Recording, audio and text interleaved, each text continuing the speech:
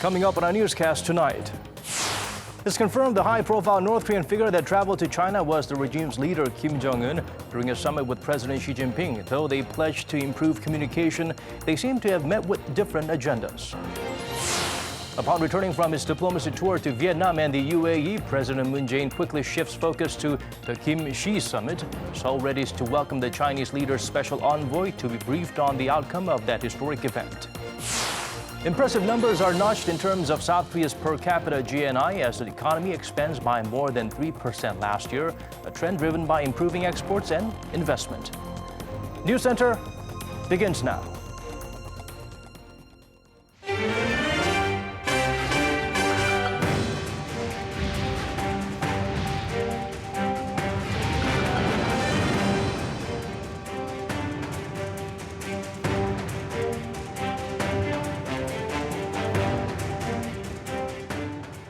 It's 8 p.m. here in Korea, time for Arirang News Center. Welcome to our program. I'm Daniel Choi. It was North Korean leader Kim Jong-un that visited Beijing this week and met with Chinese President Xi Jinping. While the state media of both sides confirmed this fact, they reported slightly differing versions of what was discussed during the summit. Kwon Jang-ho starts us off. After much speculation, both North Korean and Chinese state media confirmed that Kim Jong-un visited Beijing this week. According to reports, Chinese President Xi Jinping invited Kim for a, quote, informal visit. Kim had set off from North Korea on Sunday, accompanied by his wife Ri Sol-ju and a number of senior Pyongyang officials, arriving in Beijing the next day, where he met with Xi. The two are said to have praised each other's recent accomplishments, such as Xi's re-election and Kim's efforts to make positive changes on the Korean peninsula. They also agreed to communicate and cooperate more often, stressing the importance and historical significance of their bilateral ties. However, Chinese media reports said that when Xi brought up the topic of denuclearization, Kim said that it has always been the will of the regime to denuclearize and that it can be resolved if South Korea and the U.S. take progressive steps towards North Korea's acts of goodwill. He's also said to have expressed willingness to hold summits with both leaders of South Korea and the U.S. But these comments were not included in the North Korean state media readouts of the meeting. Instead, they included an invitation from Kim to Xi to visit Pyongyang at a convenient time, which the Chinese president was said to have accepted with pleasure. This invite was missing from Beijing's state media reports. On the evening of Kim's arrival, both reports said that Xi hosted a welcoming banquet for the North Korean delegation, as well as an arts performance. Kim is also said to have toured an exhibition of the Chinese Academy of Sciences and had another luncheon with Xi on Tuesday before departing back to Pyongyang later in the evening. The visit seems to show a reconciliation of ties between the two old allies, but the discrepancies in the reports point to the different agendas that Kim and Xi had during the visit. Kwon Jang-ho, Arirang News. The nation's top office acknowledged Kim Jong-un's surprise visit to China, as Seoul has done so after its officials met with the regime's leader. Beijing's special envoy will travel to the capital for a meeting with President Moon and his national security advisor. Hwang Ho-jun fills us in on the briefing session to come. The Blue House has confirmed that Chinese State Councilor Yang Jie-chi will visit Seoul on Thursday morning to brief South Korea on the outcome of President Xi Jinping's summit with Kim Jong-un. Visiting South Korea tomorrow morning will be Yang Jie-chi, a member of the political borough of the Central Committee of China's Communist Party and special envoy of President Xi Jinping. During his stay, he will meet with President Moon's National Security Advisor Chung Eui-yong and pay a visit to President Moon Jae-in.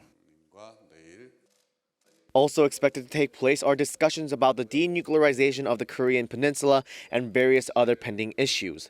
The Blue House said it will be similar to when President Moon's two envoys to Pyongyang and Washington briefed China about their trip earlier this month. The South Korean presidential office said President Moon was briefed about a flurry of activity involving Kim Jong-un and the Chinese leader while he was on his official visit to the UAE this week. Publicly, speculation about which high-level North Koreans were in Beijing continued until the meeting was confirmed today by the Chinese government. The White House said it was briefed on the meeting by China on Tuesday. The Blue House confirmed it was also briefed by the Chinese government, but refused to clarify the exact date when they learned about the trip. Hwang Ho-jun, Arirang News. Analysts are busy trying to decipher the purpose and the timing of the surprise Pyongyang-Beijing meeting. Some perceive it as a move to gain some insurance, perhaps an upper hand, in preparation of the summits with Seoul and Washington. Park Hee-jun examines what the North Korean leader may have aimed to accomplish through this trip. North Korean leader Kim Jong-un's international debut this week came as a huge surprise, especially considering that he's been laying low all these years since taking power in 2011. The biggest question about the visit is what he wants from President Xi Jinping, particularly ahead of the upcoming summits. There are going to be a lot of things on the agenda and objectives from the different sides. So considering the tension in relations between Beijing and Pyongyang, I think was an opportunity to deal with those issues and also to look at what Kim seeks to achieve in the two summits coming up in April and possibly May. North Korea may have chosen this week to meet President Xi to make the most of the sour relations between the United States and China, two countries that could be at the start of a trade war. China is not very happy with the United States at the moment after it ignited a trade war. This meeting with the North could give China more influence over the summits and ease its fears of being sidelined. And in return, North Korea could be in a better negotiating position at the bilateral summit with the U.S. One thing that could make things harder for the North in those talks is that President Trump has recently appointed officials like his incoming National Security Advisor, John Bolton, with extremely hawkish views on the regime. But when it comes to how much influence China can actually exert on the Korean peninsula, experts say not so much, since Kim's China visits has done nothing to change the stances of South Korea or the U.S. Park Hee-jun, Arirang News. Staying with the meeting between the two leaders that took everyone by surprise, speculation also runs rampant over what Beijing hoped to gain through the talks. Lee Jung-yeon highlights what it could mean for China through coverage of the event by American media outlets. North Korean leader Kim Jong-un's visit to China on Monday took the world by surprise. Many major U.S. media outlets reporting on the fast developments cited experts that saw the visit as a way for Kim to strengthen solidarity with Beijing to gain more negotiating power before the talks with Seoul and Washington. The New York Times called it Kim's international debut as he seeks to capitalize on the upcoming talks with President Trump, and said his visit to meet with Xi implies he values the Chinese leader's opinion or was even seeking advice. The paper cited an expert on North Korea who said Kim is starting a new game, trying to find a way to not have to completely give up his nuclear arsenal, despite what he told South Korean envoys about seriously considering denuclearization. Time magazine said the visit signifies the regime's desperate move to end its isolation from the international community as sanctions are forcing the regime to tighten its purse strings.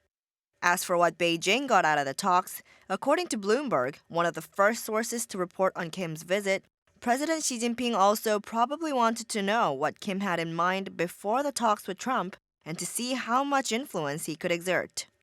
This is a popular analysis among experts on China who say that through this visit, Xi is back in the loop on the nuclear issue after being sidelined in the upcoming talks to come between South Korea, North Korea, and the U.S. Lee Jung-yeon, Arirang News.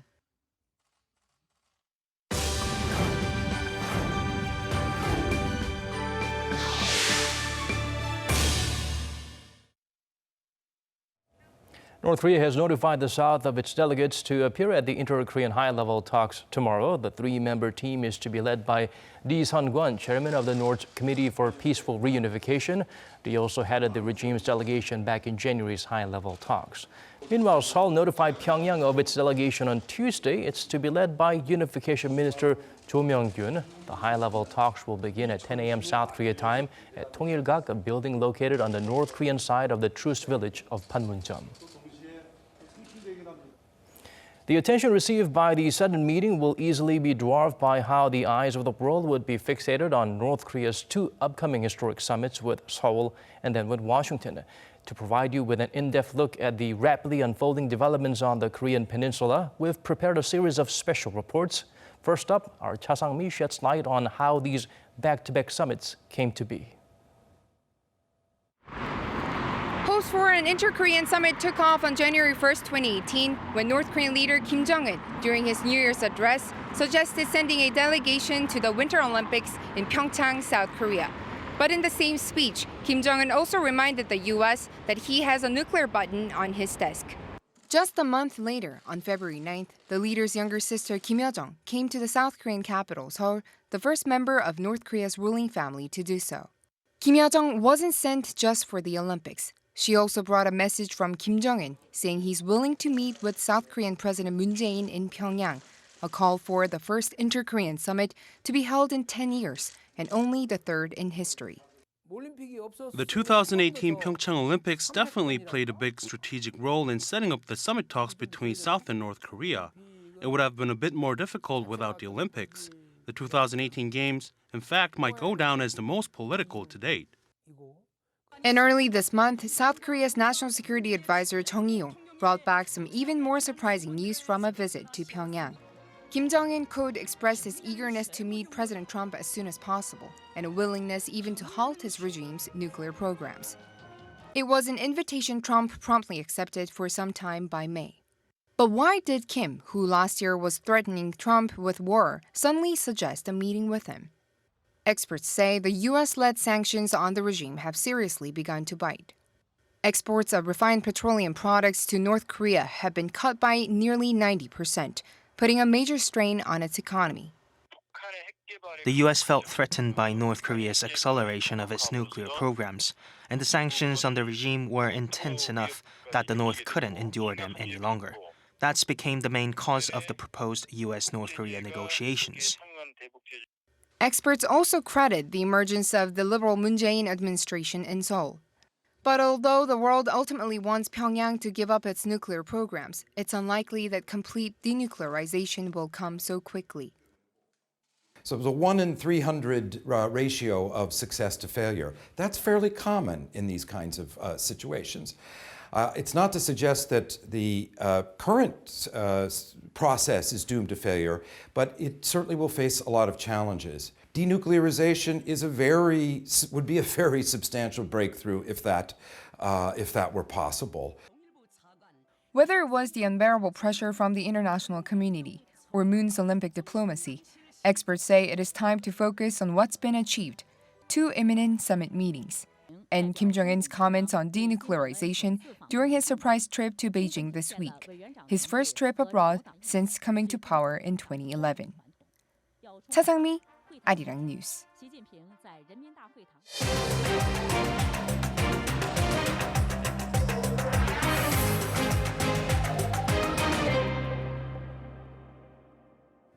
President Moon Jae-in landed in Seoul this morning after completing his latest diplomacy tour, which began on Thursday. The first stop was Vietnam. During the summit, the two leaders agreed to upgrade bilateral relations into a strategic cooperative partnership. The second leg of his trip, the United Arab Emirates, where he met with the Crown Prince of Abu Dhabi. Despite some concerns over agreements made with the UAE by previous Korean administrations, the duo insisted relations between Seoul and Abu Dhabi remain, quote, special and strong. The Cheongwade also confirmed the Middle Eastern nation pledged to give South Korean companies new energy development projects worth around $25 billion. The Bank of Korea released its revised data on the nation's GDP growth and per capita gross national income for 2017. The figures show the economy has been doing well on the back of improving exports and investment in the country. Kim Hye-sung breaks down the digits for us. South Korea's economy grew by 3.1% in 2017, with per capita gross national income, or GNI, approaching the $30,000 mark. The Bank of Korea said Wednesday that the nation's per capita GNI grew by 7.5% from 2016, marking its fastest pace of growth since 2011. Gross national income per capita in 2017 hit $29,745. It grew mainly on the back of faster economic growth and a stronger won, as the Korean won appreciated against the U.S. dollar by an annual average of 2.6%. South Korea's per capita GNI broke through the $20,000 mark in 2006. If it exceeds $30,000, Korea would become the 7th country with a population of more than 50 million to reach that milestone figure, joining the ranks of countries like the U.S., Japan, and Germany. Given the current $1 exchange rate and GDP growth of around 3%, South Korea's GNI per capita is on track to exceed the $30,000 mark for the first time this year. This means the economy has grown qualitatively, not just quantitatively, and that it has matured enough to focus more on social welfare and quality of life. As for the nation's economic growth, the BOK's revised GDP growth reading of 3.1% is on par with its earlier estimate released in January, up from 2016's 2.9% and marking the fastest growth in 3 years. Exports, which account for over half of Korea's GDP, grew by nearly 2% on year in 2017 on the back of strong semiconductor and machinery exports. In addition, construction and facilities investment contributed to the economic growth thanks to an increase in housing construction, with facilities investment expanding by 14.6%, making a turnaround from 1% contraction back in 2016. Private consumption also posted on-year growth of 2.6% in 2017. Services, however, rose at an 8-year low rate of 2.1% in 2017 due to sluggish growth in the wholesale and retail trade sectors. Kim Jong-un, Arirang News. Negotiations are underway to amend Korea's constitution to better reflect the social and economic changes, as well as to put the country on course towards being a modern democracy. Something long overdue, the last revision is from 3 decades back. Our Kim Min-ji sat down with Bruno Kaufmann, president of the Initiative and Referendum Institute Europe, who's been at the forefront of promoting direct democracy. South Korea took the road to democracy some 30 years ago, ending an era of military dictatorship. And last year, the country took that democracy to another level through the candlelight protests that led to the ousting of a president, thanks to their peaceful nature. Making participatory democracy a formal part of the making of the politics here is very important, because we come all from more, let's say, autocratic traditions. Sometimes you need really to go on the streets to make your voice heard, but in a normal situation, of course, it would be better to be able to use the ballot box, to use your formal rights. The main reason that sparked the candlelight protest was a deep underlying factor in Korean society. Now that is, Korea faces the problem of ridding the political system of corruption. We see shady deals between politicians, high-ranking officials, and the family-controlled conglomerates. In that aspect, how do you see Korea putting an end to the rampant corruption that's embedded in Korean culture? To have a system where many things are done beyond or behind closed doors. So transparency is important, but of course division and separation of powers is also very important, that not just all the power lies in the hand of one person or one office. So more decentralization, more direct democracy, more proportionality are ways to go. In that sense, efforts are in the works to amend the country's constitution, seeking to dilute the concentration of power and introduce more features of modern democracy. I think that's very important, and thirdly, also, of course, that the people have the rights to question things more openly, and giving a minority the possibility to offer an issue to the people and to the nation, and then to discuss it and finally to decide on it. I think it's a very important step towards a more mature democracy in Korea. And on the other side, the recall is, of course, a check on elected people. So it's not possible just to see an election as a free way of doing whatever an elected person wants. So I think these check and balances are very important for making democracy a little bit more democratic here. But to get it to the next level of full democracy, hurdles must be overcome. Those in power normally are a little bit skeptical about sharing power with others, and those in opposition are very skeptical about those in power, and that's very natural. But what is important now for Korea is to bring all this, let's say, conversations about democracy and about the country as such from the small circles of parliament and the government into the whole people, because the candlelight rallies have shown that very many people, especially also young people, are concerned and do want to make a contribution to Korea. And while public interest remains high, he says more efforts are needed in society as a whole, as full democracy is not something that happens overnight, but comes from education and practice. Kim Min-ji, Arirang News. Moscow continues to deny involvement in a nerve agent attack on one of its former spies, but it seems the rest of the world is not convinced. NATO is the latest to join in other nations in expelling Russian diplomats in response to the assassination that took place in Britain. Arirang has the full story. NATO Secretary-General Jens Stoltenberg announced Tuesday that the alliance will expel 7 staff from the Russian mission. It will also deny pending accreditation requests for 3 others. The move will reduce the size of the Russian mission by a third, from 30 to 20. Stoltenberg said the decision would send a strong message to Moscow.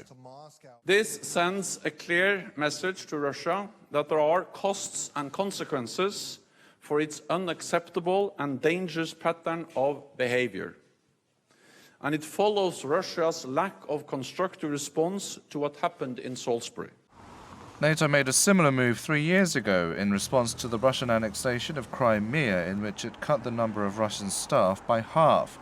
Tuesday's move comes just a day after more than 24 countries ousted more than 100 Russian diplomats in a coordinated move over the nerve agent attack in Salisbury against Sergei Skripal and his daughter, which Moscow denies. Russia has lashed out at the mass expulsion, with Foreign Minister Sergei Lavrov placing the blame on the U.S.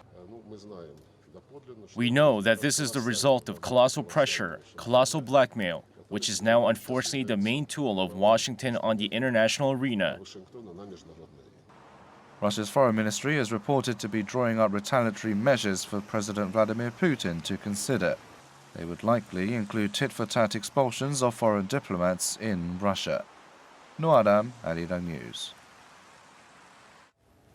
When major sporting events like the Olympics ends, the focus often shifts to the mid- and long-term legacy those events provide for the host country.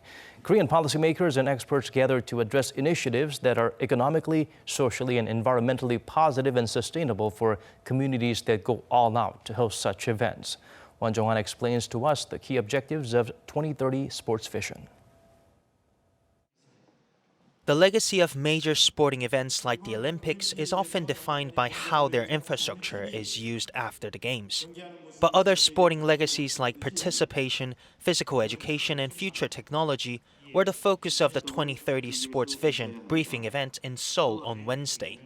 With more than 150 participants, including policymakers and sporting experts attending, the 2030 Sports Vision was specifically designed to serve as a platform for the public's voice to be heard and reflect the public's needs in the new sporting vision for the country. Policymakers are formulating medium to long-term plans to respond to social changes such as aging population by providing customized programs and local sport facilities and classes for each generation.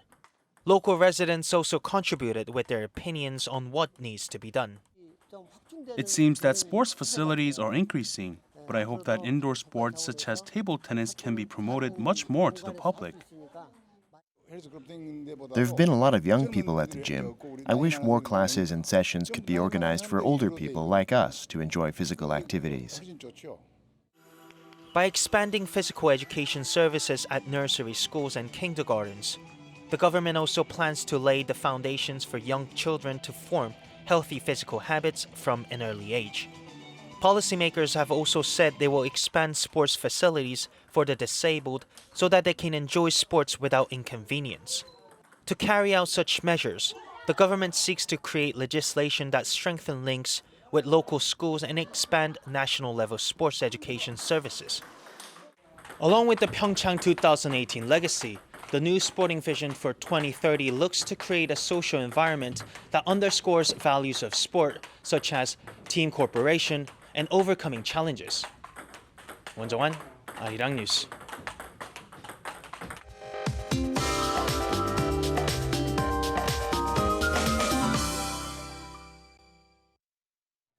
Time to turn to Michelle Bach at the Weather Center for the updates you need. Michelle, the thick layer of fine dust has cleared out, and it seems like dust concentration is back to average, but we can't let our guards down just yet, apparently. That's right, Daniel, but it's too early. Put aside your mask because yellow dust from Mongolia is expected to blanket the whole country tonight. In particular, western regions will be affected with thick dust conditions, so keep updated with the forecast before heading outside. The central region will get some drizzle overnight until early in the morning. Seoul will start today with 10 degrees Celsius, while Chuncheon and Daegu starts at 9 degrees, and Busan starts today at 12 degrees Celsius. Now, despite cloudy skies, temperatures are expected to get pretty high into the afternoon. Seoul topping out to 18 degrees, Gwangju and Busan peaking up to 21 and 19 degrees respectively. Now, there won't be much change into the temperatures over the next 5 days, but then rain is also expected over on Sunday until Monday in the central regions of the country. I'll leave you with the weather conditions around the world.